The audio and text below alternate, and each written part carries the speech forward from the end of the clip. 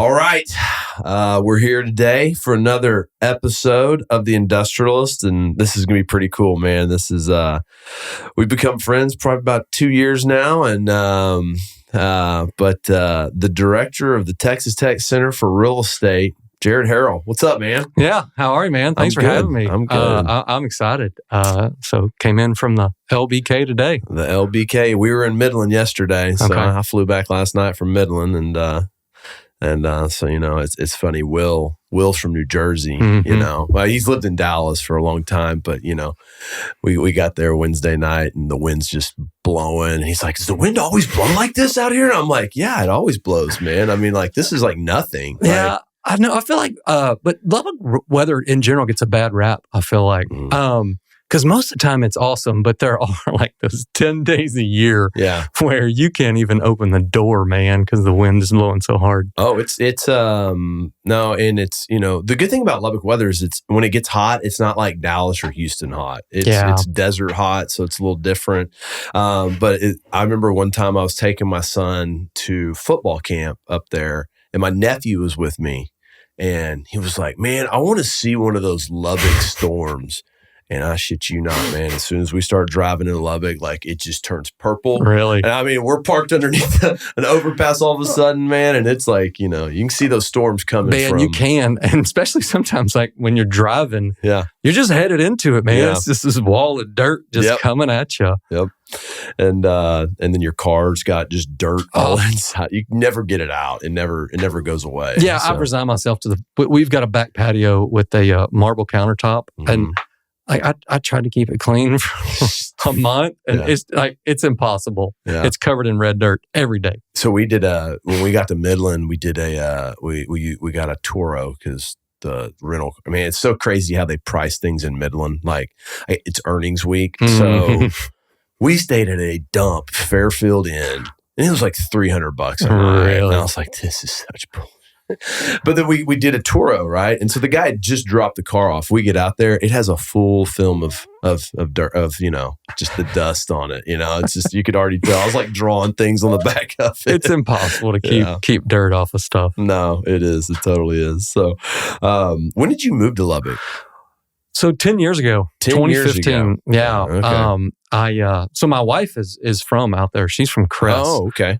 So her parents are cotton farmers, and you know, when we got married, I really sat her down. I was like, Leah, I want you to understand, there's no way we're ever moving to Lubbock, Texas. You know, like I just didn't see it in the cards. Yeah. And then, you know, flash forward 2015. Hey, dear, what do you think about moving to Lubbock? Yeah. I mean, she lit up. She loved it, right? Like she's a West Texas girl. She wanted to be there. Yeah. And so that Mac Davis song, Lubbock, Texas in your rearview mirror has a special place, right? Because I didn't think I would ever end up there. Well, that's what, you know, there's a song by the Panhandlers. My son got me into listening to it. It says, you know, I ain't crying. That's just West Texas in my eye, you know? That's pretty good. You know, West Texas is an acquired taste, you know? It is, man. I love it. And first weekend we moved there, like we moved into our house. I ran to the grocery store to get some steaks, but her parents were coming over. We were going to cook steaks, you know, to say thanks. They were helping us move in and stuff. I was sitting there looking at the steaks, and all of a sudden this farmer comes up and just slaps me on the back. He's like, what do you think of them steaks, boy? You know, is that a good price? I'm like, who the hell are you? Why are you touching me? Now I'm the guy at the supermarket, like slapping. Yeah, West Texas is just, it's a different feel, but I love it, man. It suits me well. Yeah, no, you know, two things come to mind is one, I remember during COVID, if you wore a mask around West Texas, it was almost like it was the equivalent of not wearing a mask in San Francisco. Right. You know? Right. I mean, we didn't, my daughter, the only days of school she missed, and at the time, I think she was a first grader, was that March to May. Mm-hmm. They were back full time next semester. Yep. I mean, Lubbock, Texas was head down, marching forward. It was just kind of that West Texas. We're going to go back to work. Yeah. You know what's, there's an appeal, and lately, I guess later in life, I remember when I left, I remember leaving Lubbock. I remember like when I was moving back to Dallas, I remember getting on 84 and I was just like, Man, that was a good run. I don't think I'm ever really going to want to be back there, But now I'm kind of like, man, I can move. Like, so I know. So when y'all had the real estate conference, Dylan and I, we went to practice. They have practice that morning at 7. So he and I went to practice first. We get out of practice like at 8:15, and we're driving around. I'm like, there's no traffic. I know. This is awesome. I know. It is fantastic. And I always tell people, I mean, Lubbock is an acquired taste, and I think it's way more of an acquired taste probably when you're guys our age. I get it. What Lubbock needs to really spur its growth is it's got to retain that young professional class. Yeah. And just think back, like how many of your college classmates stayed in Lubbock? Not a whole lot. We're seeing more and more. And I think Lubbock's got it going on. There's a lot of opportunity for Lubbock. And I'm always encouraging students, if they get a good opportunity, there is money to be made in Lubbock, Texas. Yeah. So there's a lot of money in West Texas. So, let's start at the beginning for Jared Harrell. Sure. Where are you from? Where'd you grow up? So I grew up in the other side of Texas. Okay. I'm from the deep East Texas, Livingston. Yeah. So northeast of Houston in the piney woods. Yeah. Okay. So you grew up in Livingston. How big was how big is Livingston? Yeah, I mean, at the time I was there, the town was about 7,500 people. Okay. But we had a larger high school because we consolidated with a couple of other towns. Okay. So like Onalaska, which is on Lake Livingston, they had up to junior high.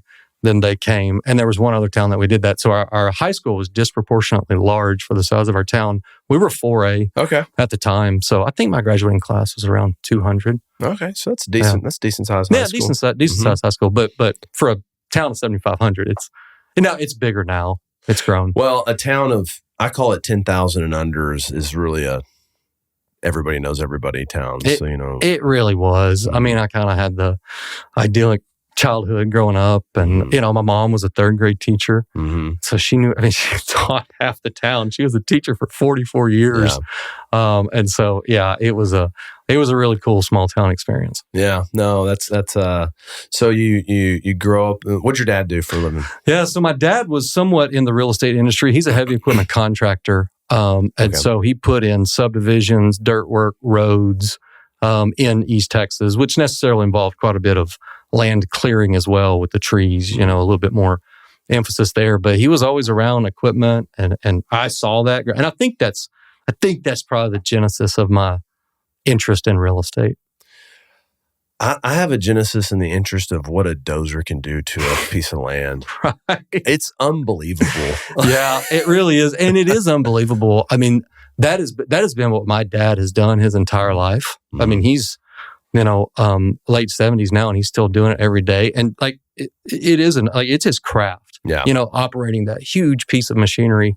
And so as I've grown older, I've started to respect that more. Like, he's good at it. Yeah. No, we have a property we bought, and we actually have a water issue with it, and we have a creek on someone else's property that abuts ours. And I'm working on getting an easement. I got to cut this creek to 100-foot wide, but I'm kind of excited about it. I mean, I'm not excited because this is not a CapEx thing I planned for, but I'm like, this is just a guy in a dozer like a week. He's going to just plow that thing and open it up. So have you seen those places in Vegas where you can operate the heavy equipment? Yeah. It's like, go out and just get the arm attachment and get them all. So, So, okay. So you graduate Livingston High School, class of 200. Yeah. And then you head to... Yeah. So class of 97. Okay. I got out of high school. I graduated. Okay. So, and then I went to Texas A&M. It was close. It was an hour and a half away. My brother was 5 years older than me, and so he was just finishing up at A&M. And so I grew up going to football games and had a natural kind of inclination to do that just because it's the major college in East Texas. Also, I had a lot of scholarships from a youth organization, the Future Farmers of America. Okay. And so as a condition, I had to major in some sort of agriculture. Honestly, I didn't really ever see myself going like agriculture. It's an industry I love and I respect, and in West Texas for sure. But A&M had an agricultural engineering program. I was like, oh, sweet, it all made sense. And so, what is agricultural engineering? Yeah. And so it was in both the College of Agriculture and the College of Engineering. And so a lot of the graduates in that space went out. So there was a civil branch that essentially did civil type engineering, more for like irrigation and that. There was a mechanical branch that it was the cool ones. They went and worked for like John Deere and designed implements and dozers, et cetera. And then there was a biological, more like a food processing. Okay. But it was a full-blown engineering, degree. I when I graduated, I actually got my engineering training license. Mm-hmm. And so if I had practiced for 5 years, I would have had the PE stamp. Yeah, which is a very valuable. I should have done it, but I went to law school. Man, I'll tell you, there's looking back, there's a couple things. Now what I know in real estate, like, man, if you could kind of have some part-time civil engineering knowledge, I mean, that is so huge. And we don't even do development, but I mean, it comes into play on zoning. It comes into play on, all these different, I mean, like whenever I have a question, one of our LPs, he's a civil. I'm just like, hey man, look at this property for me. And he goes like, I'll call Jim at this. They have all the connections at all the cities. They know everybody. Yeah. And it's so helpful too, from a construction and a cost estimation. If you have never done that, if you've never administered this contract, I mean, how do you know like what that process is going to cost? And so, yes, that's one thing I wish that more of our students had going in, is kind of that construction type element, just an exposure, because I think a lot are scared of it. And it's a skill you can have, but you just need to be in it to really see the numbers and understand that. Well, and so construction is any kind of construction sucks. Mm-hmm. It all sucks. I don't know how to tell you it any differently, but it all sucks. So, dude, when I was a lawyer, the thing I hated worse was like construction contract disputes. Yeah. Yeah. But, I think the simple thing for any student to know about construction is think about it in very simplistic terms. Yeah. It is time and materials. Right. Labor and materials. That is it. Yep. So I'm very good at understand. So we had a building we owned under contract last week, and the buyer's from 1031 buyer out of Reno, calls a contractor in Dallas. Contractor in Dallas goes to my building, looks at the concrete and says, we need to replace 7,400 feet of concrete in the driveway. It's $170,000. It's $23 a foot. I was like, this guy's screwing somebody. This is it. I go, this is at least $100,000 high. I called that guy up and I go, hey man, let's walk through your bid. Okay. All right. So how many guys you need? Well, I don't know. I got to call my finisher for that. I go, well, this is just, okay. Then he tried to put 5,000 pound PSI concrete on us, which we don't need that. Mm-hmm. And that's a special order at a batch plant. I was like, so you're going to shut a batch plant down to do a 7,500 foot job? Yeah. Oh, I mean, so like No, that's a great perspective. And I think that goes along with kind of the way I try and encourage students with that, because I mean, I'm in finance, like we don't have that really capacity, but I tell them like, it's not an unsolvable science, right? Like it's not something to be scared of. I think that perspective, that time plus materials, because I often describe real estate as it's dirt and bricks, right? Mm-hmm. Well, construction is time and materials. Yeah, that's a great perspective. But someone came and quoted our Christmas lights the other day. I live in a nice house in a nice neighborhood. Mm-hmm. They quoted me $13,000. For like, that's maybe like, what, I mean, maybe a day's work? Maybe a day's work. Yeah. Maybe a day's work. Wow. I mean, dude, are you like Clark Griswold or what, man? I was like, I'm on a rampage right now in construction. So I said, first off, I got to take some time, because that buyer dropped that contract. Yeah. This contractor screwed my deal up. Buyer dropped that contract. I got competitive bids, but I think it just like screwed his head up and dropped our deal. So I'm writing that guy a Yelp review, and then I'm going to write this Christmas light person a Yelp review too. Yeah. So, I think the simple thing for construction is like, how many guys do you need to do this job? Mm-hmm. And then how long will it take? And if the contractor can't answer that, then they don't, they don't really know. They're either scamming you or they don't really know what they're doing. Yeah. So there's a huge, it comes down, there's a huge information gap in construction, right? Like buyers, consumers don't know what the service provider is doing. And when you don't understand it, you get built, right? Yeah, you get built for it. So, but back to the idea on a civil. So not a lot of people know this, but we do some land development, some residential land developments. And I do it all in the Temple Belton area. Okay. And the reason I do it down there is because you've met Isabella, but Isabella's uncle is like my best friend, and he lives down there. Gotcha. But we started doing these deals, and he was like, "Hey, we got to bring on this girl to be our partner." And I was like, I was like, dude, I don't know what I'm doing with land. I'm just investing with you because you know what you're doing. But she's a civil. She's the puppet master down there. Yeah. Like we're going under contract with Pulte right now. Yeah. She's the broker. Yeah. She did it all. Yeah. The civil aspect is something that I think is a tool in a toolkit that if you kind of have that, you have a whole nother angle at things. So. I know. I've been really excited. We've had a couple of students in our program that are construction engineering majors, but they're getting exposure to the real estate side by just being involved in our student organization. And I think that's really cool. The opportunities there to come out of school as an engineer, but also have some exposure and understanding of commercial, like the business side, the investment side of commercial real estate. I think that's a great career path. Yeah. Okay. So you're at A&M, you graduate. Yeah. What's next? And so I was at agricultural engineering. I never really, I just couldn't see myself the career paths available. It just didn't appeal to me. In one of my senior classes, somebody came and talked to us about being a patent attorney. How engineers make good patent attorneys. And they said what patent lawyers make. And I'm going to say at the time, it was $125,000 a year. Yeah. Boom. Sign me up. I'm going to law school. I'm going to be a patent attorney.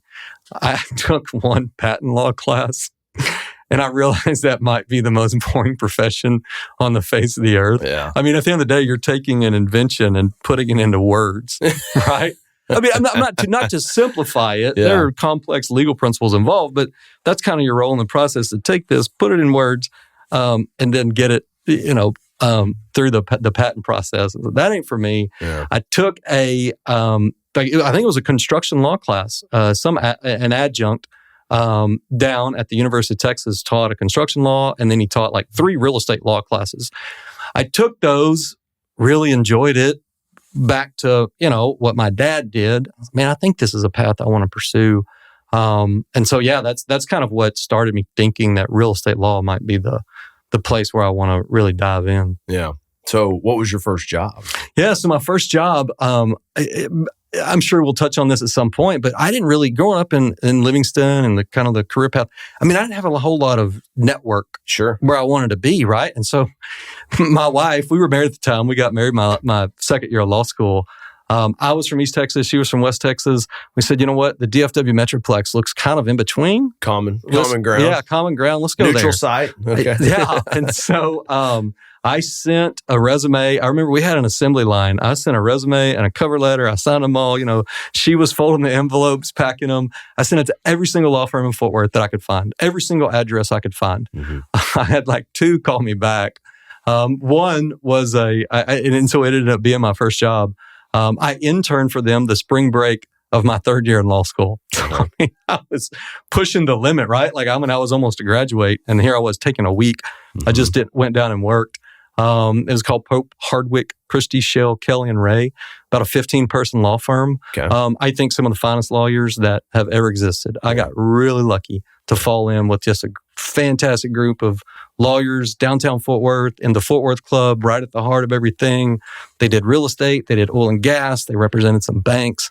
I got exposure to all that real quick. And so that was, really one of the pivotal moments in where I am today. Yeah. How long were you at that firm? I was there 5 years. Okay. And so got out of law school 2005. This was about 2010. Lehman Brothers happened. I kind of looked around and, it started to slow down a little bit. I saw some, just thinking man, I've always thought about going back to school, but after not many lawyers go back and get another degree, right? My wife and I were watching House Hunters International, and we said, hey, let's go live abroad for a year. All right, cool. I thought about it for a day. I was like, Leah, we can't just quit our jobs and go around Europe. Who would hire me back after that? Mm-hmm. So we said, well, what if you go to school? All right, now we're talking. Yeah. And so on a whim, kind of like when I sent resumes to Fort Worth, I applied to 3 or 4 schools in Europe, just thinking like, all right, this would be cool if I got accepted, go do some type of master's, maybe an LLM. Well, I got accepted to this program at the University of Oxford. And I was looked at Leah and I was like, this went from something that we might want to do to something we have to do. Yeah. So we sold our house, we sold our cars, we packed up and we moved to Oxford, England for a year. I did a master's in law and finance there. And then when we were coming back, then I came back to Fort Worth again. I moved to another law firm, another outstanding law firm, Kelly Hart and Hallman, a little bit bigger. And so again, I got, just a fantastic group of real estate attorneys that I worked with. I got to work on stuff for the Bass family development in downtown and some really cool projects. And so I just kept getting exposure to cooler and cooler types of real estate deals and really started understanding the structure of them as my career progressed. Yeah, Kelly Hart's kind of the big dog in Fort Worth. At the time, they were the biggest law firm in Fort Worth, and they've gotten even bigger. They have since, and maybe a couple, but they have a presence in Louisiana now, and just D. Kelly was a legend in Fort Worth. Yeah, and thankfully I was there for a couple of years when Mr. Kelly was there. I mean, you walk into his office and like he had pictures of every single president, every single senator. I mean, the guy was just like. An awesome presence in Fort Worth. Yeah. No. Well, so you're at Kelly Hart, and then I wanted. There was always an entrepreneurial side to me, and it's hard to be an entrepreneur as an attorney. And Kelly Hart was a big established law firm, and honestly, I kind of looked around. I was like, man, I'm never going to be like. The one of the names on this firm, right? Like, not that I wasn't a good attorney, but I mean, it was just I wasn't from there. That just wasn't in the cards. Well, then I heard about this law firm based out of New Orleans, Phelps Dunbar, even bigger law firm. It's now it's a national law firm. They have offices all over the Southeast. They represent me on a company I own. Yeah. And so they were opening a South Lake office, and they had a really strong litigation presence, and they wanted to beef up their transactional presence a little bit in Texas as they grew that office. And so I came in to do that, to kind of bring some more transactional matters to that law firm. And I did that I think I was only at Phelps Dunbar a year, because one day over lunch, I was scrolling Indeed.com and I saw Texas Tech had a position for a real estate professor. And I was like, I don't know. I mean, my wife's from there. Yeah. Sounds kind of fun. You work 9 months a year. You get summers and Christmas. I'll send a resume in. And I got a call from the time Dr. Goebel. Did you know Dr. Goebel? That was my professor, yeah. Absolutely. Paul Goebel. He was awesome. He's a legend. Taught all my classes. Oh, he's awesome, man. I mean, Paul Goebel was really he's the founding of the real estate program at Texas Tech. It was his idea for the center. I mean, all of this was built on kind of what he started. But at the time, I mean, if you know Dr. Goebel, he called me. I didn't know him. He called me I remember I was at the law firm. It's like, Jared, this is Paul Goebel. I got your application. He said, I don't think you're qualified to do this position, but I'll talk to you. I'm going to be back in Lubbock in about 2 weeks. But I'm going to send one of my colleagues out there, Dr. Jeff Mercer. I don't know if you've met him, but your namesake. He's going to be at a banking conference and he's going to swing by and he'd like to talk to you. I was like, okay. Really what they were doing was just screening to make sure I wasn't, some whack job. Yeah. And so I visited with Jeff and they called me back out and they wanted me to do a presentation. Well, I mean, you just have to understand this, I'm at a finance faculty, right? They want me to do a presentation. I don't have a finance presentation. Yeah. Guys, I closed real estate deals. Yeah. Thankfully, I had recently presented to the Tarrant County Bar Association about like the basics of a real estate contract. Just walking like litigation attorneys through how to understand, the TREC form, honestly. Sure. I was like, here's the addendum to use to fix it. And so I was like, well, I guess they might want to hear about a real estate contract. That was the only presentation I had. And so I flew out to Lubbock to all the finance PhD faculty members and gave them a presentation on a real estate contract, and they hired me. That's awesome. Yeah. Oh, Paul Goebel, man. He, I feel like he taught every class except for I had this one finance professor that I didn't really like him. He was really, I felt like every time he'd tell you how to do something, then he'd be like, but I got you on this one. I'm like, but that's not what you taught. Yeah. But I remember you kind of go through college and my degree was in finance, real estate emphasis, right? And I use that now, but I didn't really use it in the beginning of my career. But man, the one thing that stuck with me from the Rawls College of Business was Paul Goebel said this one time in class. He said, real estate deals go good, they go bad, but there's two things that cure all problems. I go, and it's time and money.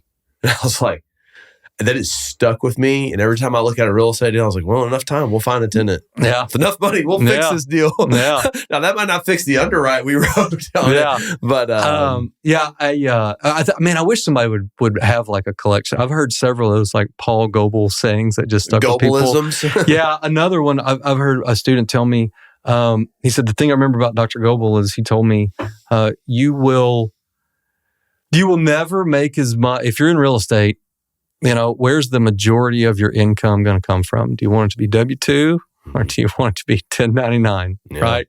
The people that make a ton of money on a W-2 are pretty far and few between, right? Like loads of money, right? Like Jeff Bezos money, right? There's very few people that become millionaires with a W-2. A lot of people do through a 1099. And so I've heard several students say he reinforced that concept to him as well. Yeah, no, he had a lot of good wisdom, but that was the one thing. And now that we operate so many assets, and I'm like, just there's things that'll cure these things. Yeah, time and money. There's a pill for it. So, so they give you the job. So your presentation worked. Yeah, I guess. Tricked them. I think they were really desperate, to be honest with you. Yeah. Come to find out, I didn't know this at the time. They had just lost 2 real estate faculty in May. And so the college, like, professor market generally revolves around these conferences that are in January. And so when somebody quit in May, they were in a desperate need to hire somebody because that hiring cycle already happened. So they had to lower their standards and convince a lawyer to basically pick up the load of the 2 people they had lost at like half the pay.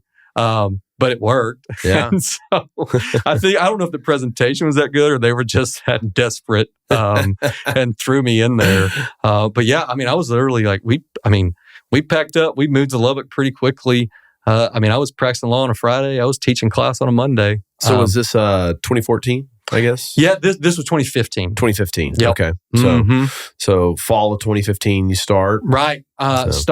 Just thrown into the fire. I had like a weekend to prepare my first lecture. What was your first what was the class you were teaching? Yeah, the first class I was teaching was Finance 3334. It was real estate finance. I was really, really nervous about that because, I wasn't a finance guy. I was a lawyer. I knew finance, but I was not a finance PhD. Had a little bit of imposter syndrome there. And I remember, I can remember even some of the students in that class. Brad Pearson, remember Brad? Was a receiver. He was in that class. And when I left, I looked down and honestly, my pants were unzipped. First class ever the whole time. The whole time.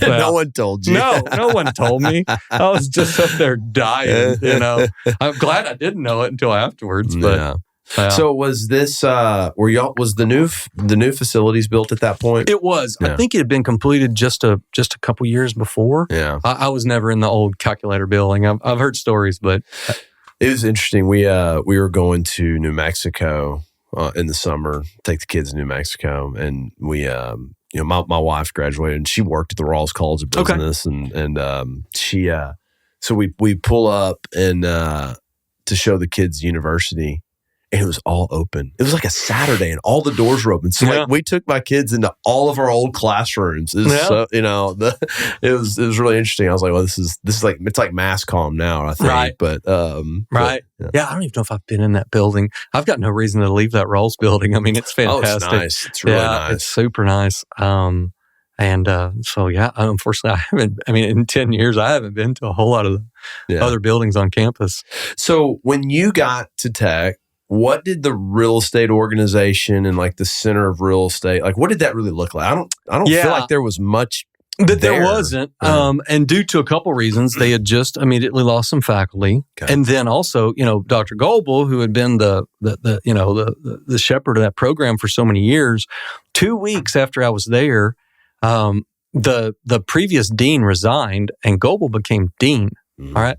So I was on an island. Like, I didn't see him again, because the dean has so much more responsibilities and what they're doing, and he didn't have time to so, it was really sink or swim.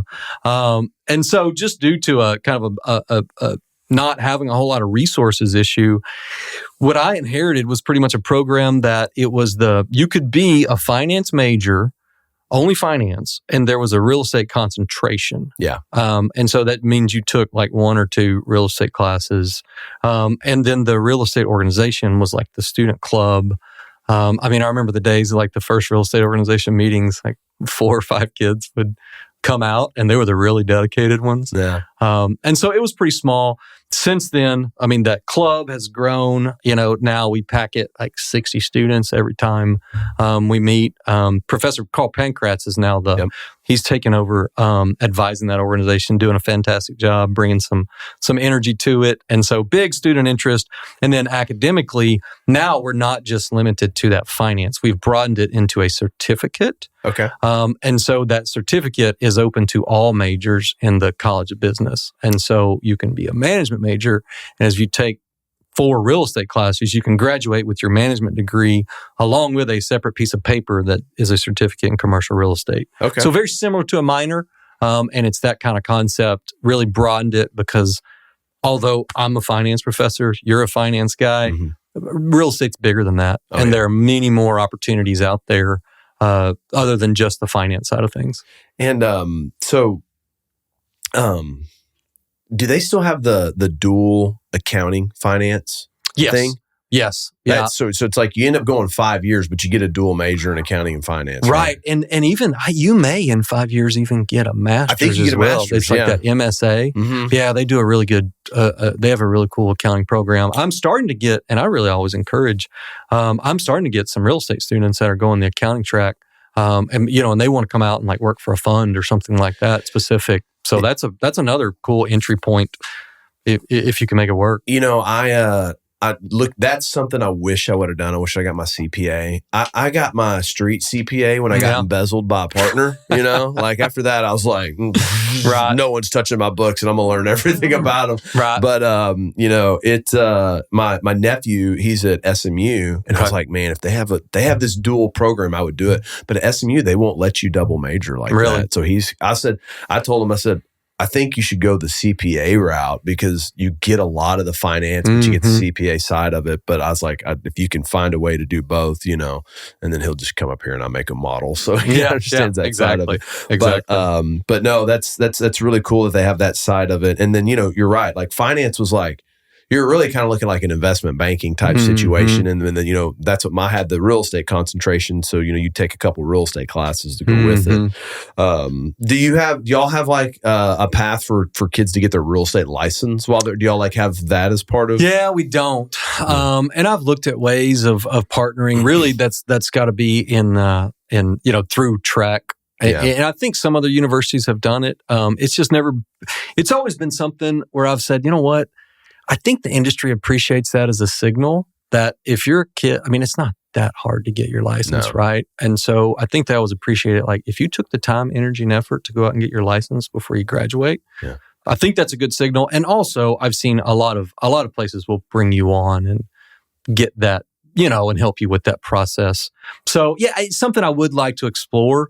But just hadn't got it in place yet. So I will say this. From the side of hiring brokers at Mercer Company and watching my brother go through that, they used to let guys come in and work on their license. And sometimes some guys don't ever get it. Yeah. And you're like, man, I'm 3 months into this and I cannot put you out to make calls. So, I would really encourage anybody that wants to get in that side, go get it before you're going to have a leg up on interviewing with someone. Hey, I already got my license. Yeah, I agree. It's a value proposition you can add. And so, I always encourage students to do it. I mean, if they're interested in broken, they come to me and ask me, should I get my license? I say, absolutely, yes. I mean, take a spring break and go knock the classes out in a week. You can pass the test. If you're a finance major at Texas Tech in the real estate program, you can pass the test. Just take the classes and do it. And I think they can get credit.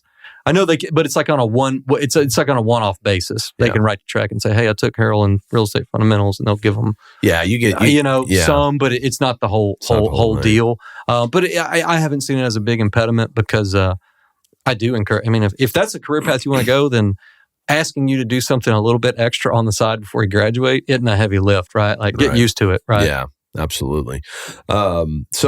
So the real estate organization's at 4 people when you show up, 4 or 5 people. Right. What did y'all do to kind of really start getting more interest and growing it to what it is today? I really tried hard to make it a space that just students liked, right? I mean, I tried to get in that mindset and say, all right, this is not going to be your same old stuffy club meeting. We're going to bring in relevant speakers. We're going to take you on industry trips. We're going to have fun. And we're going to set up, I really wanted to create a kind of, departmental camaraderie around real estate and kids saying, you know what, it's kind of cool to be. You created a culture, right? Yeah. I tried to create a culture to where real estate was a desirable career path because in all context, it's not always. I can't tell you how many times people come up to me and like, oh, so you train realtors? Like, no, that's not really what it's doing, right? We're commercial real estate. We're real estate as an investment asset, and we're real estate as a professional industry, right, around that asset. And so, and that was part of the messaging too. And I think, and so I tried to create a concise, consistent, clear message of what we're doing, where we're placing kids, how we're going about it. And eventually it took a couple years, but it paid off. Yeah. So, no, that's great. It's, and it seems like I only see Dallas Fort Worth, but do y'all go focus on other major markets and have the meetups and all the stuff like that? Yeah, so. We'll do in Houston. We try and get a bigger presence. Randy Wade always tells me this statistic that there are more Red Raider alumni in Harris County than there are any other county in the state. Now that's countywide, not citywide. Right. And so there's a huge Red Raider presence down in Houston, and we've tried to do some activities down there as well with the lunches. We have one coming up soon, and then we'll take the students down on the industry trip. And so Houston's a huge market. That's an interesting stat because I would not bet on that. I would say Houston is full of Aggies and Longhorns, and North Texas is all Red Raiders. It seems like. I know. I think North Texas is splintered into 6 or 7 counties. Oh, okay. And Harris County is like the entire city of Houston is within Harris County, and Houston's so massive. Okay, we're going to go by MSAs. I'm going to look that up and see. That would be interesting. I bet by MSA. I bet DFW for sure. Yeah. It.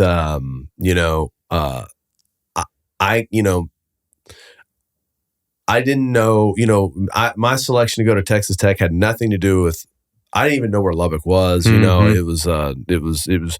was more of a, my brother was not going to allow me to go anywhere like Rice because that's where he went. And he's like, that was miserable. So, and so that's how, that was kind of more how I ended up in Lubbock. But the one thing I didn't really realize, and like, I don't think that kids don't have they don't have the experience to think about these things yet, but is how big the network is. It's huge. It's huge.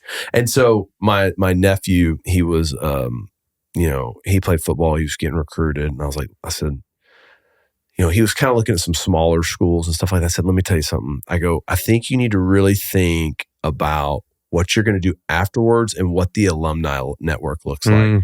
I go, look at your dad. He went to Rice. That's like having a degree from Harvard or Yale or whatever. You know how many people went to Rice? Do you know anybody that went to Rice? Yeah, I think I've ran into like 2. Yeah. You know what I mean? Like it's a very rare. I agree. It's a very, so Red Raiders, there's 250,000 active living alumni right now. Yeah. I mean, it's huge. And we have had a history of having some really successful real estate, in the real estate industry in Dallas-Fort Worth, sure, which happens to be the best real estate market in the country. Yeah. Right. And so it's been very good to kind of tap into that. And that's the other kind of element of what I've tried to do since I've been there. In addition to really building up that student club, I've really tried to emphasize that Red Raider real estate network. And I think people are starting to be more aware of the program. And I think deals are happening because, more people are getting connected. Students are getting jobs. Only good things come from it. No, I can't tell you how many times I need to go get something done and I go look up the person I need to go get it done with. And I'm like, oh, they're Red Raider. Yeah. Good start. You know, the property I was telling you about earlier that I got a trench 100-foot wide creek in, the owner of that property is like, hey man, I want to bring in my real estate guys. And they brings in Cressa out of Houston. Yeah. And one goes, hey man, did you go to Tech? Yeah. He goes, I was there at the same time you were. I was like, great. I was like, well, here's what I need. He's like, okay, that makes a lot of sense. Cool. We'll call you back in a couple. You know what I mean? Yeah. So it was like, it's just things you run into like that it's just... just having that semi-warm introduction is huge, right? I mean, you break down barriers, it's just helpful. And especially that's what I try and tell these students, and they just hear it over and over again of utilize that. It takes work. It's not like I can say, here's the network, student, right? Go use it. Yeah. I mean, it's not the Force on Star Wars, right? You gotta work it, but the avenues are there if you're willing to put in a little effort, and they're very welcoming. Well, I think it's really great what you're doing, because I think there's a level of connectivity that can come out of that university that is a selling point that can continue to draw students to that university. And I've benefited from it very well. And then, on one side, on the athletic side, we have a guy that took over the Double T Varsity Club that I played with, and he's done a phenomenal job. We all talk to each other now all the time. It's all Red Raiders doing things with Red Raiders, and it's the same thing with the real estate organization. Right. You know what I mean? It's I can't tell you how many brokers I deal with, and they're all Red Raiders, and it's been kind of like something I didn't think of that has been a huge benefit of going to that university versus, right, having to go to, I really want to get this academic standard, type of thing. Sure, if you go to an Ivy League, there's probably some great alumni to call, right? But,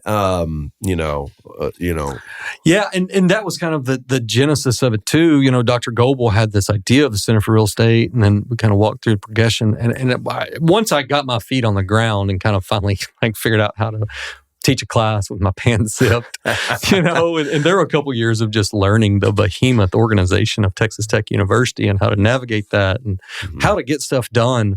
I looked at the real estate program, and for those exact reasons you talked about, I was like, this is too good of an idea not to happen. Yeah. Right? Like to get more connectivity organized around the real estate industry with Red Raiders in it, particularly with our presence in Dallas. You look at some of our alumni, Mike McVean, Stream, right?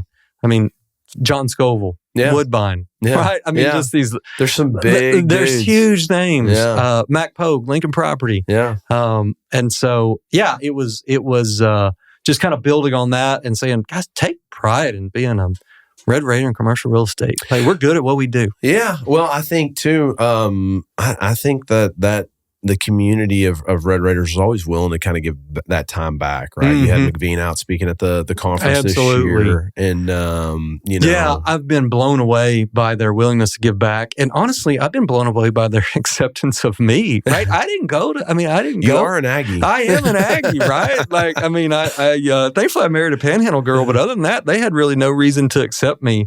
But I think I identified with like we were talking about, like West Texas, I identified a lot with the values and kind of I understood the industry, and being in Dallas-Fort Worth in the real estate industry, I did have some contacts and that were very instrumental in kind of vouching for me. Right. Yeah.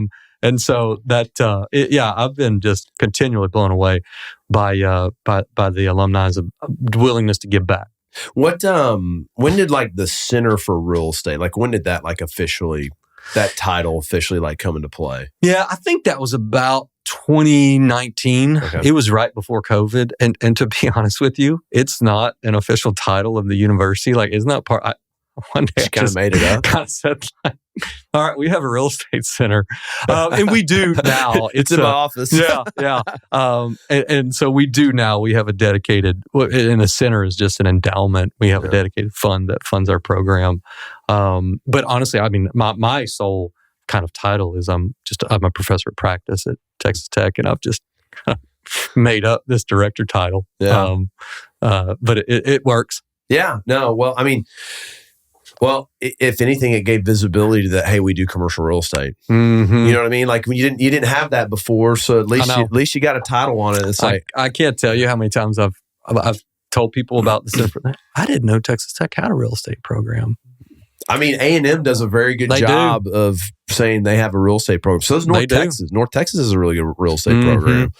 Yeah, so. and SMU has a fantastic program. I mean, to TCU, we were at their tailgate last weekend, and so there's kind of been an arms race in Texas among the universities, and I think it's just the success of the Texas real estate market. You got alumni in there, no matter where you went. A lot of very successful people in commercial real estate in Texas, and I think they all give back to their universities. Mm-hmm. Like the Weitzman Institute. Yeah. And so there's just these big names in Texas real estate, and the real estate programs are going, and I think it's good for everybody, to be honest with you. Yeah, no, it's to your point, or talking about the explosion of Texas real estate, it's we work in several markets. There's none like DFW. Mm-hmm. I kind of in my mind, I think because of Trammell Crow being from here, I think DFW is like the birthplace of commercial real estate in a sense.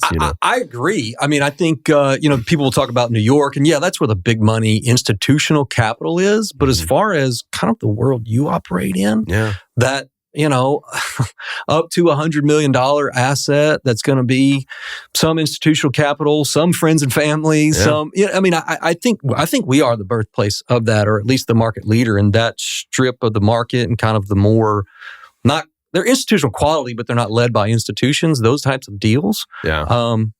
Yeah, but it's happening. But I mean, Wall Street's coming to Texas. I know, right? With the Y'all Street, that's going to happen. I mean, you got Goldman, Bank of America, Deloitte, all these people coming in.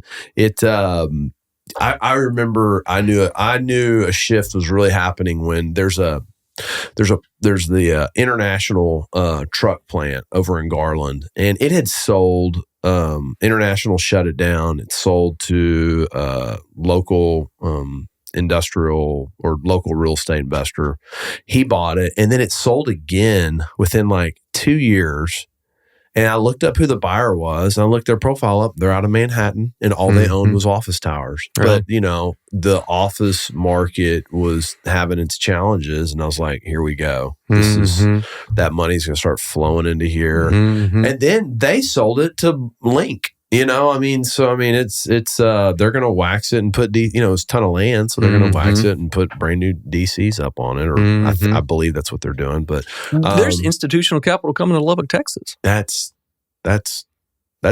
odd, right? I mean, like you just don't, it shows the growth in Lubbock though. It's crazy. I have a really big partner out in Midland, and they redline Midland on all of our stuff, and they just redline Midland anything they do. They just, other than oil, they don't do. And I was one morning I was out there, and I was driving all the industrial in Midland, and when I looked around, all the buildings are these service buildings that are 10,000 foot shop space on 5 acres a yard, or which that's a commodity out there in Dallas Fort Worth. That's like gold. And I saw the tenants that were occupying it. I was like, man, that's a dock high distribution tenant in Dallas. Oh, that's another dock high distribution tenant in Dallas. You know what I mean? But they're having to lease these service facilities. And I was like. And then I looked it up on CoStar. There's only 3 buildings with dock high doors in Midland. And I was like, I was like, if you want to take a contrarian bet, develop a dock high distribution center in Midland, Texas. But they started doing all those ones out there near the airport. Bandera was doing all those. And those were all tech guys. And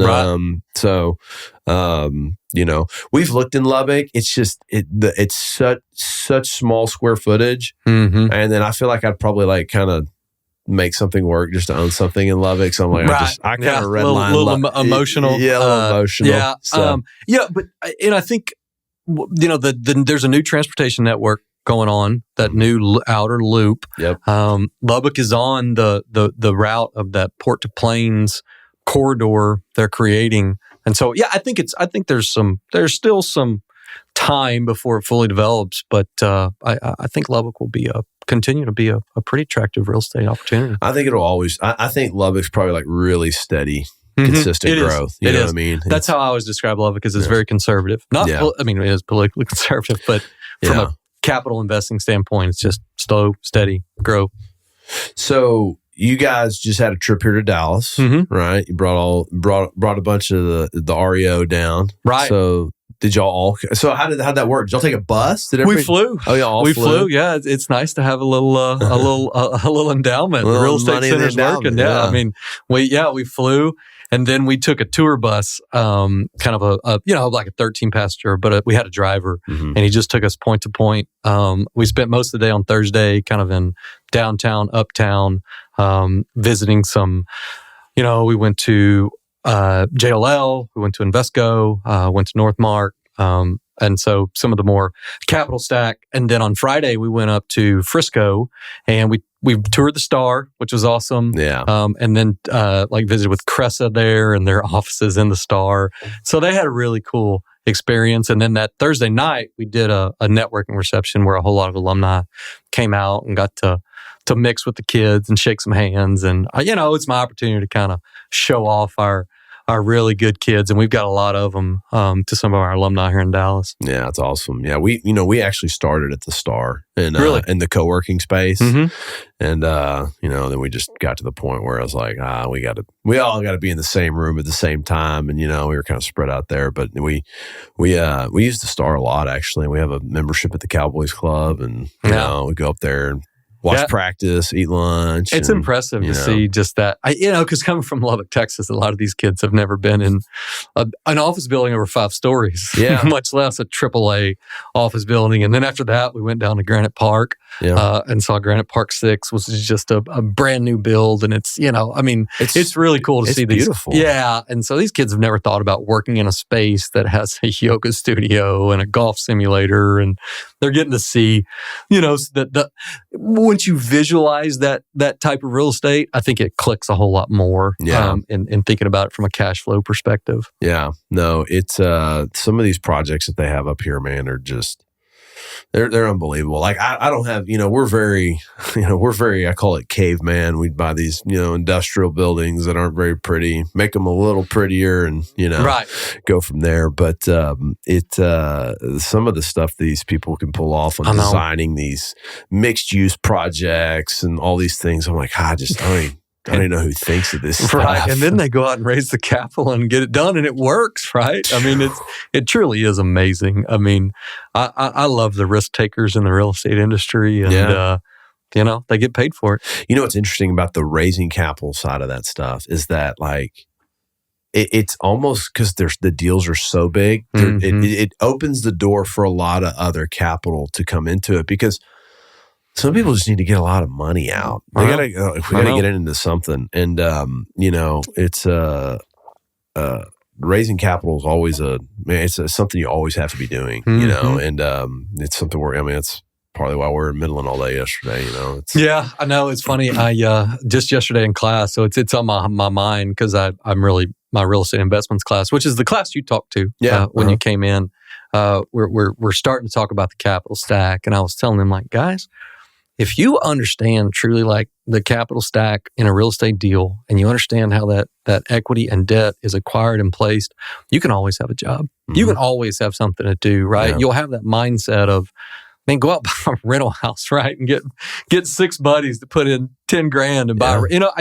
I think understanding that capital perspective and how it works and which providers want what type of return and which providers like a specific asset class, like what you're doing. Yeah. I love that perspective. And I think it is it's not I wouldn't call it a skill. It's just an understanding that you can always get better at. Yeah. It, the term capital is kind of like, yeah, it's kind of like an elusive term. Like, what does that mean? I know. You know what I mean?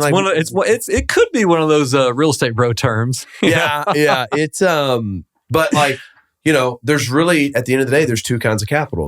There's equity capital and debt capital. Exactly. That's it. I know. And capital just means money. Right. I know. And that's what I tell them. I was like, there's 2 forms of capital. You can put all sort of fancy modifiers on it, right? Yeah. You can call it mezzanine. You can call it preferred. You can call it senior unsecured, whatever. But at the end of the day, it's either debt or equity. Yeah. Now, in the tech world, it might be convertible, yeah. But still, at any certain point of time, it's either debt or equity. Yeah. That's it. So do you know what the original name of our company was? No. I still own the LLC. Yeah. Capital, equity, capital. It's like a stepbrother. Prestige worldwide. I started buying buildings. We still own like 3 buildings, and the entity is CEC, the street. That's funny. But we own. But our operating entity was Capital Equity Capital. So I bet you I own a couple of rent houses, and it's primarily been me and 3 of my buddies that have just bought them. And every time we give the honor of naming the LLC to another one. And so they've been the first one was Lomax Investments, Weekend at Bernie's. Yeah. Lomax Capital. The second was Capistrano Partners from Step Brothers. Yeah. That's Dumb and Dumber, right? The salmon of Capistrano. Yeah, and then the third was Thunder Gun, which from Always Sunny, which is a movie they reference. So and then the fourth was Husker Du from Joe Dirt, the fireworks stand. So we've always kind of made light of the LLC naming. Yeah, me and my brother always have some pretty. We have one called Spreadsheet Properties. We've got Escalade Ventures. So, but what was great about capital equity capital for me was like a jab at all the larger people, whatever. But the best part about it was when the bank called. Hi, I'm calling about capital equity capital. I go, what company again? Just to make them say it. And then now you got all these robocallers that pick up your LLCs. I and when I catch that one, I'm like, say that again? And capital, equity, capital. It's so, that was like the whole joke of it. And every year we start going through our entities and Angie goes, do you want to get rid of this? I go, hell no. No, I'm keeping that forever. Trademark, baby. Yeah. So, but at some point I was sitting there and I was like, hey, I think I can build something here. I probably need a scalable name, and this is not it. Yeah, that's funny. So, so there's the one thing you get to do in real estate. When you do some deals together with some buddies, you get to make up some pretty funny names. Yeah, so, I know. We always laugh. Yeah. But, so the Center for Real Estate, man, it seems like everything's going great there. So we were kind of talking before we started, and we were kind of talking about like, how universities work and all this stuff. It's a very institutionalized thing. It is. And for good reason, right? It's at the end of the day, it's taxpayers' money. Sure. Well, most of it is. Yeah. And so have you ever thought about how much real estate a university owns? I have. Yeah. I've just looked at the footprint of Texas Tech University. Yeah. Did you know it's the second largest contiguous college campus in the nation? No. Yeah, I think maybe one of the service academies, maybe it's the Naval Academy, is the only other campus that's bigger. Like all in one. If you add up everything like A&M or whatever, it might be bigger. But the single largest chunk of land. Contiguous. Is the Tech main campus in Lubbock. So have they paid that off yet? I don't know if they ever owed anything on it. So that's my point. Like, at some point, like all these the basis is zero. Yeah, the basis is zero. The universities are asking for all this money all the time. They own their real estate free and clear. Their rent's not on the balance sheet, on the P&L every month. So, right. I don't know. I've just always thought about that. I was like, y'all own this by now, right? Like, this is like, they're an ever expanding entity. I'm sure they're always building something. They're always building something. There's always a capital project going on. And I think it's a good thing. Right? Sure. I'm sure as an alumni, you get tired of getting beat down by all the asks. Yeah. And so, and as we were talking about construction earlier, buildings are expensive to build. Yeah. I was seeing just so my daughter goes to a private school in Lubbock, and they want to build a campus, or I think just their football stadium. They said it was going to take $25 million to build it. Mm-hmm. I was like, I could endow the real estate program at Texas Tech University into infinity with $25,000. But that's the difference between operating costs and capital costs, right? And so, it's nuts with the, so I live in Prosper. We built a $48 million stadium, and we need another stadium. Mm-hmm. And they went on the election. It went up for vote last year, and then the price tag was $90 million.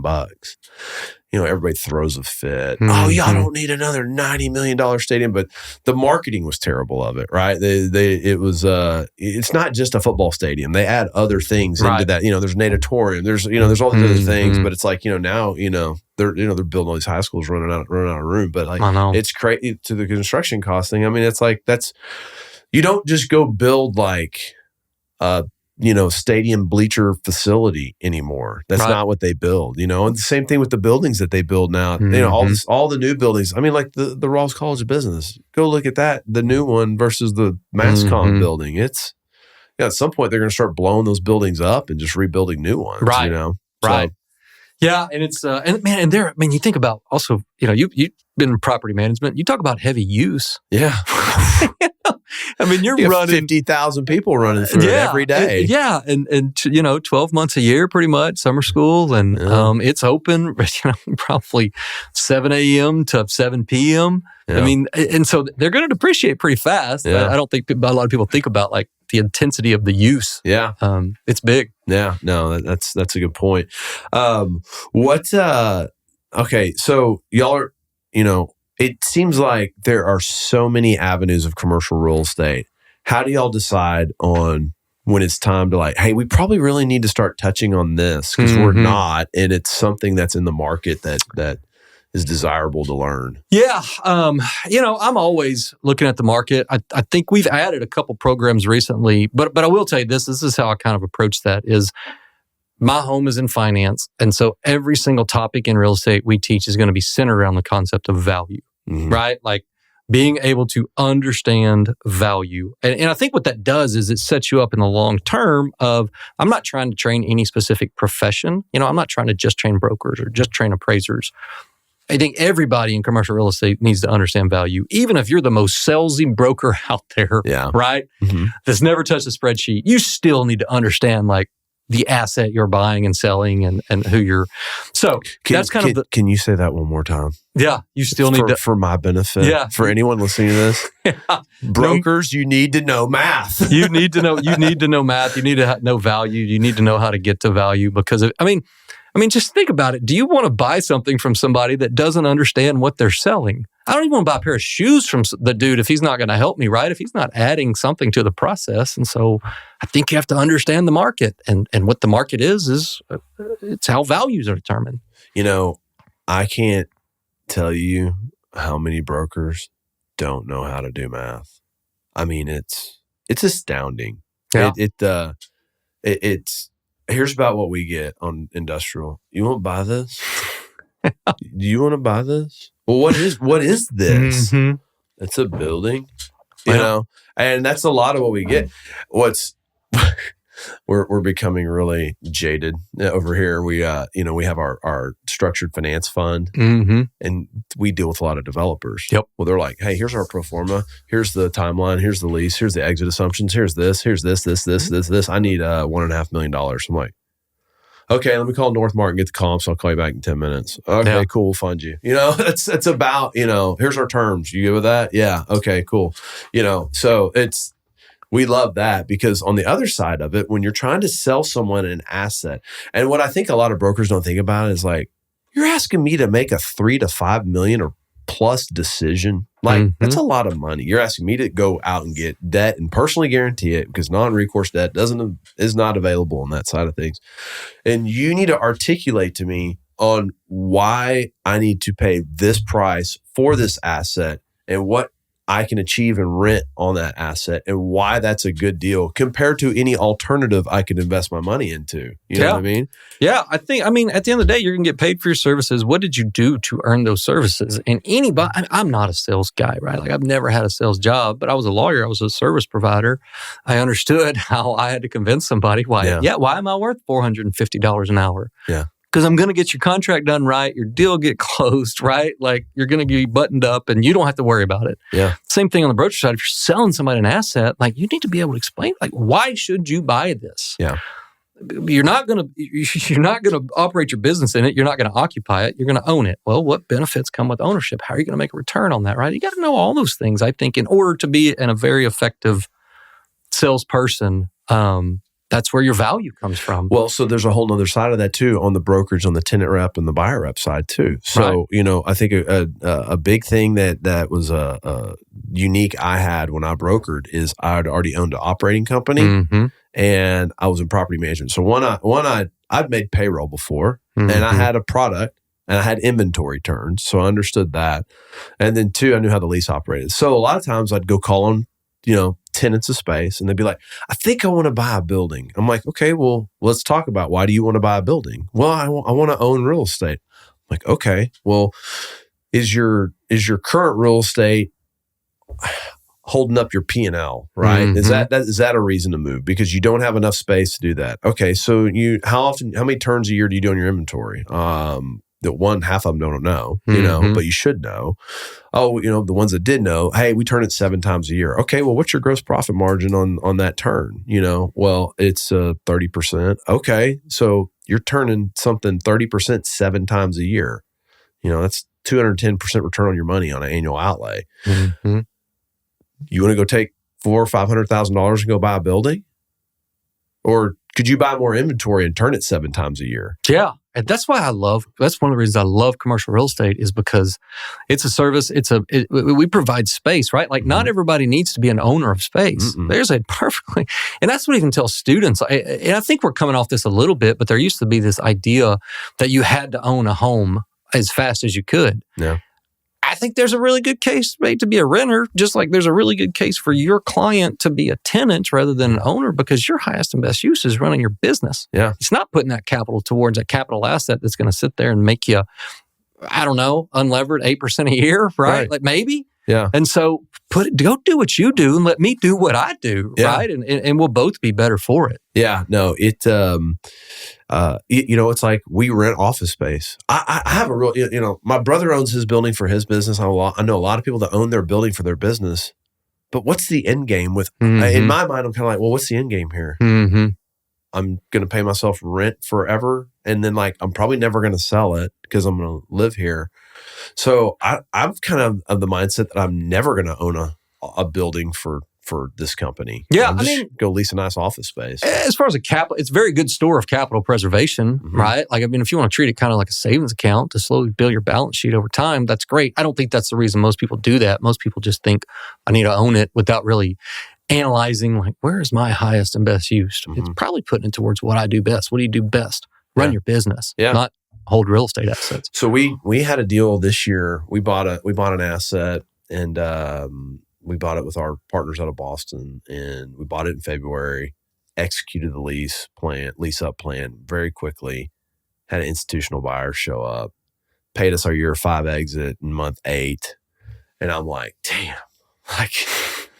I'm fixing to get paid, but I'm going to pay ordinary income. And my partner in Boston was like, hey, look, that in the first year, our JV is that the first year I can go no-go a sale. And then, but after year 2, they have that decision, right? Because they're the majority capital, and they say, well, hey, you don't have to do this, but it looked really good if you did it. So I'm like, okay, I'm starting to think about it. And they go, hey, there's a way, they're like, we want to get our money back, but there's a way for you to 1031 and all that stuff. And I was like, and they go, he called me, he goes, hey, so what are you going to do? I go, I'm going to do it. We're going to sell it.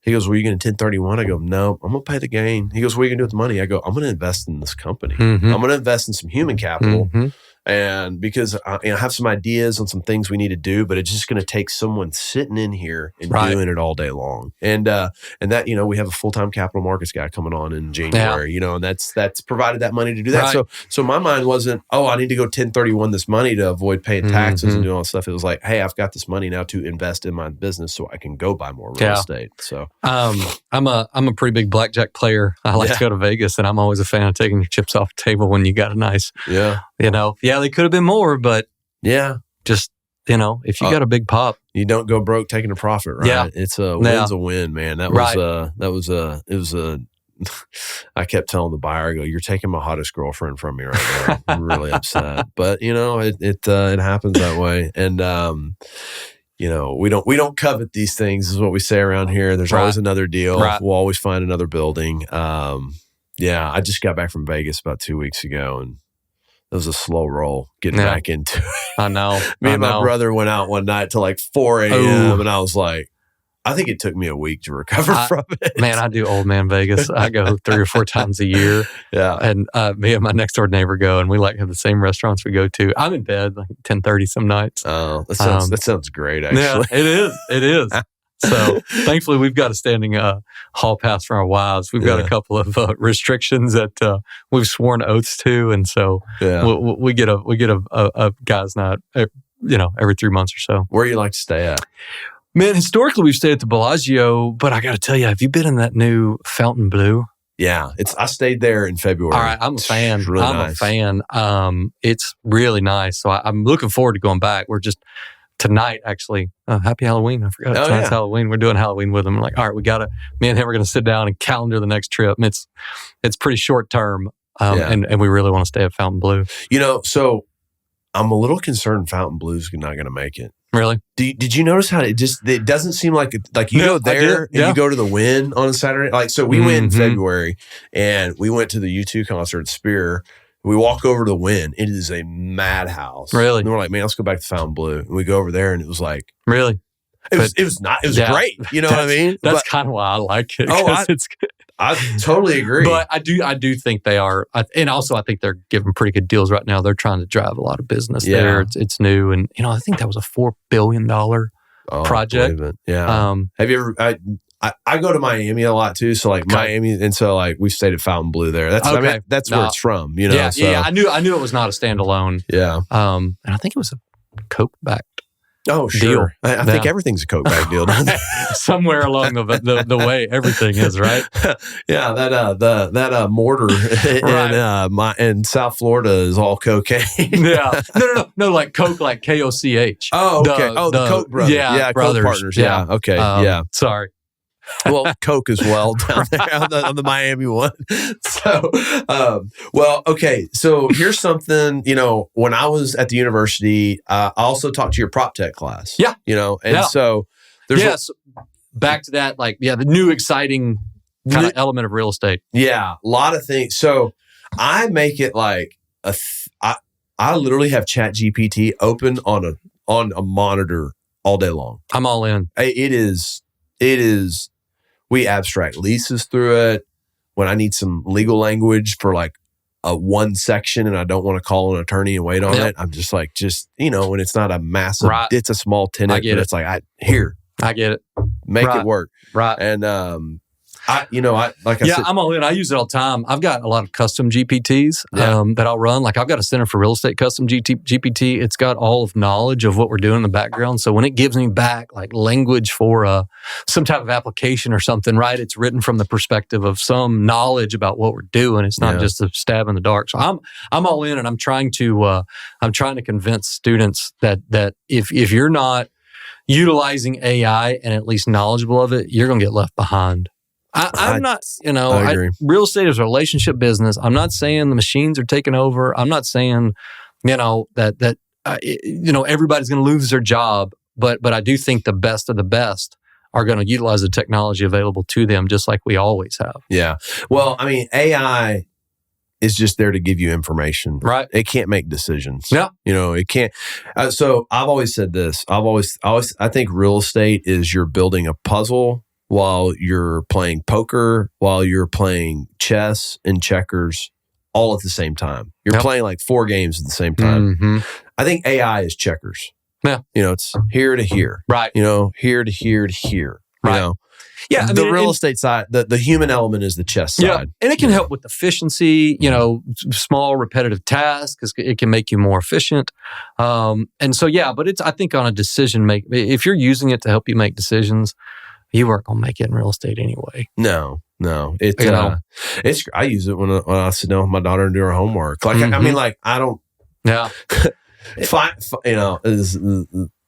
all the math I need to know in commercial real estate is really 4th grade math. Right. It's addition, subtraction, multiplication, and division. But it's really knowing what numbers you're adding and, and where they're coming from and how reliable they are. So my daughter's in algebra doing, plotting graphs and, all this stuff. And I'm like, I know I did this, but I don't know this anymore. But, I would just put it in Chat GPT and teach this to me real quick. So I could teach, once I read it, it'd teach it to me. So the other day we received I told you we do some residential development. So we got a contract from a national builder. I've never reviewed a contract like that.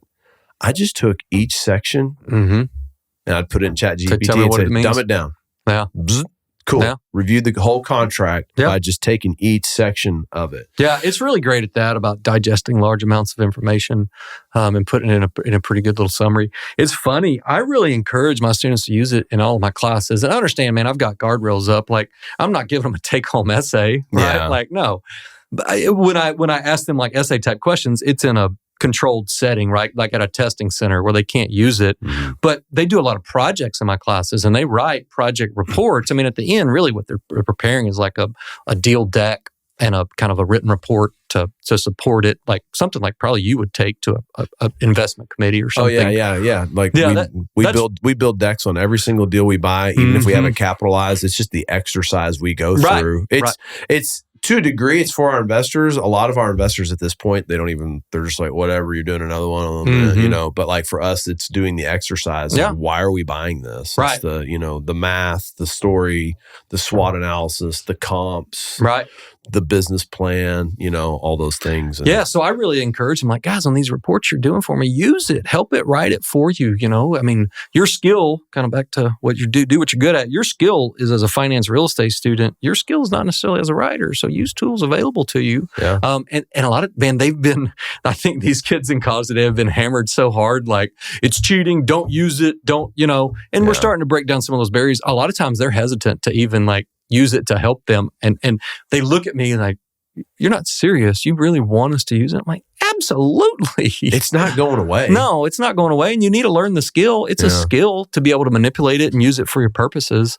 I use it, so why wouldn't I let them? Yeah, no. So, I think it's a really good thing. I think I would love to spend more time understanding how to get it to do exactly the things I want. Because I always come up with these ideas. I have we have a list we call Someday Maybe, and it's like I just like write things on there, and like if I could execute on this at some point, Right. But like I was just thinking about it yesterday. We're like, we need someone to do gather this data. Like, could we somehow build a port into, with AI to just, hey, here's these 300 properties. Yeah. Work with Zoom info, work with this, and pull all the information and dump it into our Salesforce or something. I just reposted an article the other day on the Center for Real Estate, the Rawls College of Business Center for Real Estate Network on LinkedIn. I don't know if you're on that. Yeah, I'm on but LinkedIn. It was a article about how to tie ChatGPT to your Google Docs, including Google Sheets and Word and stuff. So it's kind of going down that path. So there is a lot of cool resources out there, and not to just solely focus on ChatGPT. It gets the most pub, but where that industry is going and the tools they're coming out with are phenomenal. And it's really amazing. And that's why I like teaching that prop tech class, because I'm not a coder, man. I don't know what the technology is behind it, but what I can show you is how it's being used in the industry, with the hope that one day, when you get your job, you're a little bit farther ahead because you've heard of this stuff and you've been encouraged to use it. Well, you might show up, and let's be honest, commercial real estate's very slow to change. The people that are currently sitting in the head positions of commercial real estate, they're slow. I mean, look at social media and commercial real estate. Right. I'd say it's in the third inning right now. Like, people don't use it. Right. Like, I can't, I've asked CBRE guys to come on here. Not one of them will. Really? No.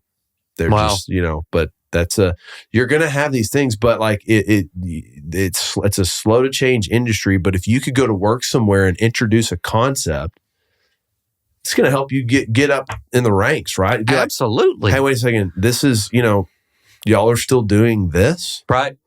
Let me show you this. Yeah. Yeah. And that's a cool class because also, do you know Lonnie Hendry? So he co-teaches that with me. I listened to the Trepwire podcast and I didn't even realize that he was there. Yeah. I had no clue. Yeah. And until I went to the thing and I was like, wait, you teach here? I didn't even Yeah. Lonnie's the man, dude. He's awesome. His presentation at that thing, I was just like, he's an awesome presenter. Yeah. And his podcast, he's just a wealth of real estate knowledge. I love that guy. How did y'all get him? Yeah. So back before I started, when I was at Kelly Hart in Fort Worth, I taught adjunct one semester. Like this was a totality of my teaching experience going to tech. I taught adjunct one semester in the UTA. They have a master's in real estate program, or had. I don't know if they still do. I taught the night class in real estate law. Lonnie was in that class. Really? Yeah. And so we became buddies, and he was at a couple of appraisal districts, and then he got on with Trep, and he's their chief product officer, like in New York, CPO, like publicly traded corporate. I mean, or not publicly traded, they're owned by Reuters. Yeah. And so he's the man. It's I often have our interns.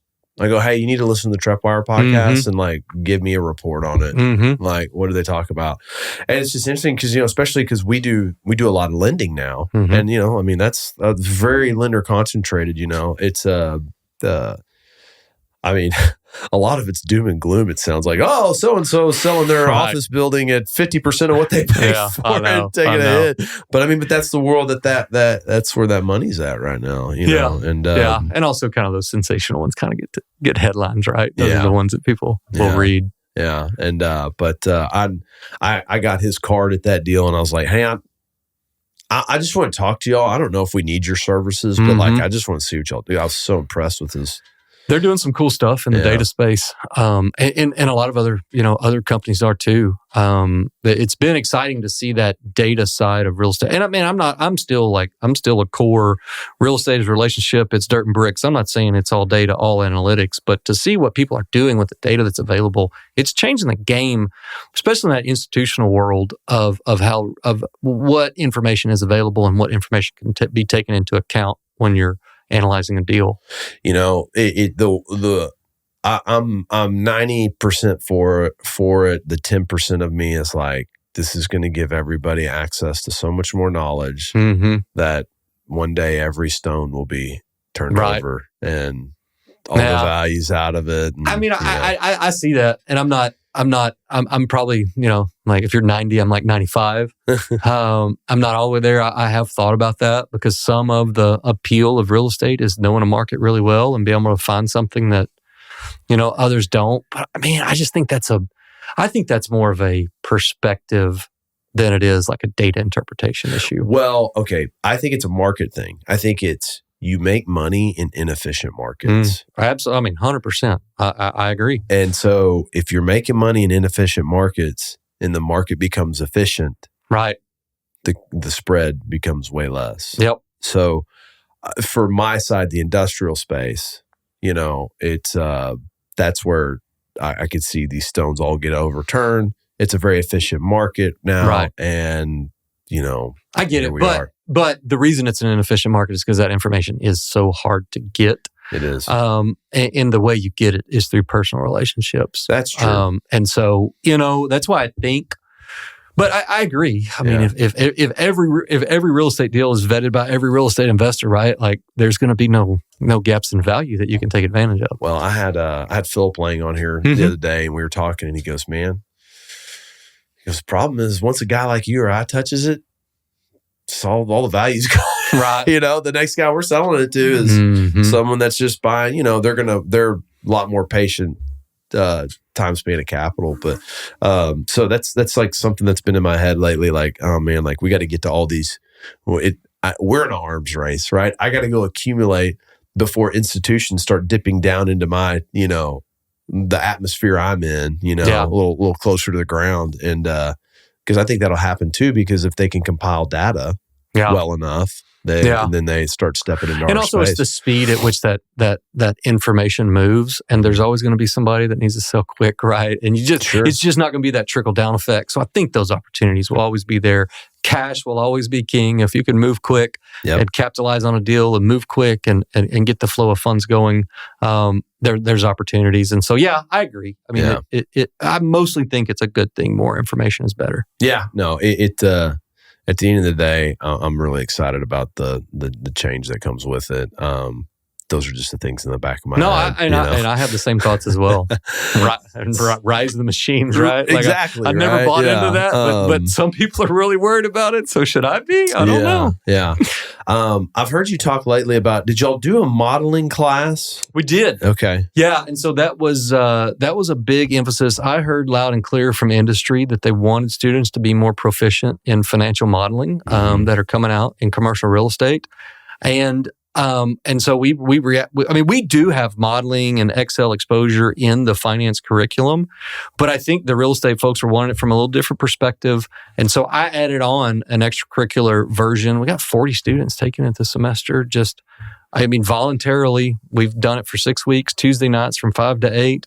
They're there. They're doing it on their own. They're learning it. And so, I think it's what industry wants. And so I want our graduates and our students to have it. So who's coming up with the opportunities? The modeling. Hey, here's a building. And so it's a trainer. We actually hired a consultant. It's a guy named Roger Steiger. He's got P-Gain Financial. He was introduced to me. Do you know Ryan Harden? He was introduced to me by Ryan. He literally wrote the textbook on financial modeling, and he's a great teacher. That's the hang up on like those technical skills like that. Like, I know how to use it. You know how to use Excel. It's really hard to teach. Yeah. And it is a real skill, and I will be able to teach and train on a product, not a concept. I'm good at teaching concepts. Yeah. Skills and technical analysis is a little bit different. So when you graduate from the modeling class, do you get a Finance Bro vest? I have not yet, but I think we are actually going to start a micro credential program where the students that take that as an extracurricular opportunity will have like a badge they can put on their email or a badge they can put on LinkedIn. And I think that'll be a cool way to signal like, hey, I've done a little extra, right? I've got this skill set that industry wants. Do y'all ever talk about pushing kids to like start working towards their CFA? We do have that program available. We offer in the finance department, we have a MSF, Master's in Finance, which we have an accelerated program too, where kids can do it, the undergrad plus the MSF in, I think, 4.5 years. And they have an investment track, like an investment banking track. Yeah. And really what they're doing in that master's program is kind of the prep course for the CFA, which I know, like we were talking CPAs, another really valuable certification, like a real estate license, like my law license. Anytime you can get some type of certification, it's a good thing. I know when I'm going to have a conversation with someone and they have CFA in their title, I'm like, I better have all my shit together. Because this guy's going to know. He's going to rip the model apart. Yeah. I've had friends take it, and dude, that test is no joke. It's got like it's like 2 or 3 parts. And I mean, if you pass that, you're good. Yeah. So it's a good certification. Well, and it's good too. Some of our equity partners have CFAs. So it's like, I remember one of our LPs was like, well, do you think it's a good thing or a bad thing that you have, some more institutional partners with us now? I go, it's probably good because at least someone else said it was good too. Someone else that, they have an army of people looking at these things and, not just me and Will and Dylan. There's huge value in that of just following smart money, right? Or having smart money evaluate your deals and verify what you're doing. I'm a huge believer in, you make money by following what the smart people do. Yeah. Well, what's kind of on the horizon for what's the new thing? What's coming out next? Y'all had your second conference in a row. Yeah, it was our fourth. That was your fourth. Yeah. You had 200 people there. Yeah, it was big. That's been a cool thing to see grow. I got to give a lot of credit to our alumni that have helped with that. Mm-hmm. There's been a lot of really young alumni, kind of the students I've taught that have been super active really since we launched this center. And they were at a lot of the energy and the effort behind that conference. Yeah. And so it's really cool to see like kind of an idea and then some alumni take it and it's really a quality product that's grown, and there's a lot of excitement around it. So, yeah, I think we're going to continue growing that. I think next year that conference will be the real estate and banking conference. Okay, because you'll have the Rawls Center for Banking now as well, right? Yeah, they have the excellent banking program. The Rawls Bankers Association. Is that? Yeah. Well, and so they have it's a little different terminology. They have a program. It's called the Excellence in Banking Program. Okay, and so they raised. It's $10+ million where banks stepped up and said, we want to fund it, kind of like the Center for Real Estate. And so their kids graduate with the Excellence in Banking certificate, kind of like the real estate certificate. Mm-hmm. But it's been a lot of fun because we do a lot of collaboration with them. Yeah. Because as you know, it's my buddy Mike Malden that runs the banking program, says all the time, you don't have real estate without banking, and you don't have banking without real estate. Yeah. We are just as important to them as they are to us. And it's nice on that network idea. Hey, let's get a bunch of Red Raider bankers and real estate guys in the same room. They all need to Even better things happen. Yeah. So, yeah, I'm hoping, we got to figure out the details, but I'm hoping maybe that conference next year has like a banking track to where we can all come together for, the main stuff, but then they've got some panel discussions that are specific to banking. I think that could be an exciting addition to what we're doing and just bolster those relationships. Well, we were talking about it earlier. There's a capital stack in real estate, and there's two pieces to it. Right. And guess what the bigger one usually is? It's the bank. Right. Yeah. Yeah. They're about 70% of it, hopefully, or they used to be. They're an important role, and then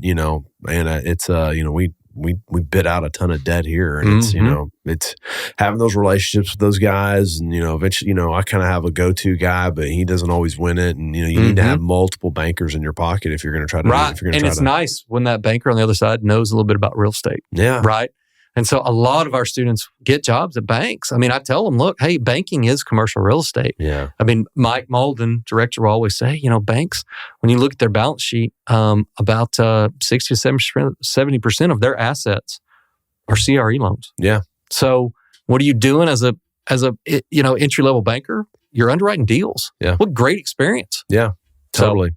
So what else? What are you really excited about though for the future? Like, what are you working on right now that's exciting for the Rawls College? Other than that, I've put a lot of time and thought into that prop tech space. Yeah, and so I'm really excited about maybe where we go with that. I really want to get students exposed in that class right now. It's really fun.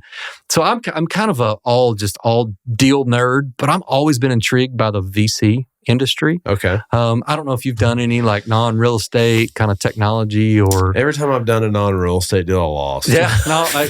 Do what you do best. And so I don't know if you know this. I still do practice law, and so I'm with a private foundation out of Fort Worth called the Miles Foundation. Okay. And so I'm on their investment committee, and so we've got an endowment of about $125 million that we manage, and so we spread it across. We do a lot of real estate deals, but we do some private equity and some venture capital deals. And I really like looking at those venture capital. It's the Wild West, right? Like, sure. It's totally growth investing. There's no cash flow. But I was intrigued by that, how those technology companies get funded and founded, and to a large extent, the real estate waterfall kind of back-end interest, that originated in Silicon Valley. Yeah. That method of structuring deals because it fits that type of startup investing well. And so that excites me. I'm excited to see maybe make some partnerships in that area. And then on just the core real estate side, I think we've been missing for a while, really since Dr. Goebel, and then we had Dr. Stephen Bushbaum. We haven't had a PhD like research. Mm-hmm. And so I'm excited to hopefully transition and get that faculty member that starts producing some real industry relevant research, kind of some white papers. I would like to see Texas Tech Center for Real Estate start to be a go-to source for some industry information. Not some academic publication that nobody reads, right? Well, kind of like how A&M does. A&M does a great job of that. Just copy them. Seriously, like steal like an artist, right? Well, who cares? One of the first things I did when I was at Tech, I used my Aggie connections and I joined the Aggie Real Estate Network, and I was on their board. Yeah. And they have a fantastic program. And to some extent, I've kind of tried to emulate that at Tech. Hey, follow what works, right? Follow the smart money, and A&M does a good job. And so, yeah, I'm excited about growing banking. I'm excited about maybe getting a researcher in and developing a research platform for the Center for Real Estate. It won't be me leading it. Like, I'm not a PhD in finance, but I think I can kind of help be a bridge between what's really going on in industry and maybe what we might see from a research perspective. Yeah. Well, what's something about Jared Harrell not many people know? Yeah. Not to recap it, but I'd mentioned this on Conrad's podcast. And I didn't go into the full story, but one of the reasons I moved and took the job at Texas Tech was I have a neurological condition very similar to MS. Okay. It's called neurosarcoid. I have a lesion on my spinal cord from like T2 to T7. And so that was a big reason why I pulled out of the law firm space. Was it was stress related and I needed to get out. Had a 2-year-old girl at the time. And so, the move to Lubbock, Texas probably honestly saved my life as well. Yeah. So managed stress, huh? Yeah, it was, the big law firm life. After about 10 years, it grounded me down. Yeah. So yeah, I could see that. So, well, you're just a little different pace of life now. Yeah, I love it. That's awesome. It hasn't really slowed down much Sure. As this thing has started going. But, I'm like you. I can't sit still. Yeah. I got to be working on something. Yeah. I can't ever envision myself being retired or not doing anything. I've always got to be doing something. Yeah. And so this has been a really good outlet for my ability to not sit still. Yeah. Well, man, I appreciate it. I think this is really informative, really cool. I'm really excited what y'all are doing there. I'm really excited to get back and speak to some students again. And I think we're talking about doing that in the winter. The meetups y'all are having here in DFW, like, I think y'all just keep that rolling. I think you get I think it's a snowball, right? I think y'all can grow this thing into the vision that you kind of outlaid here today. And yeah, I'm excited. And thank you for being such a fantastic alumni and being something really, man, it makes me proud when I'm like, hey, have y'all seen Jeremy Mercer's podcast and the stuff you're doing? I mean, it's really, and you're such a devoted Red Raider and you just represent the university and specifically our real estate industry really well. And this is a cool thing you're doing with the podcast. Thanks for having me on. Looking at the roster of people, I don't think I deserve to be on, but it was fun, and I really appreciate it, man. No, absolutely, man. I'm glad you took the trip down, and, for sure. And thanks for being here. And I'm glad you're in Dallas a lot, and I'm back in Lubbock a lot. So anything you ever need from us here, and we're available. If you want us to send your kids a bunch of underwrites, we'll make them do it. All right, let's do it. I'm game. All right, Jared Harrell, everybody. Thank you, man. Appreciate it, Jeremy. Thanks, man.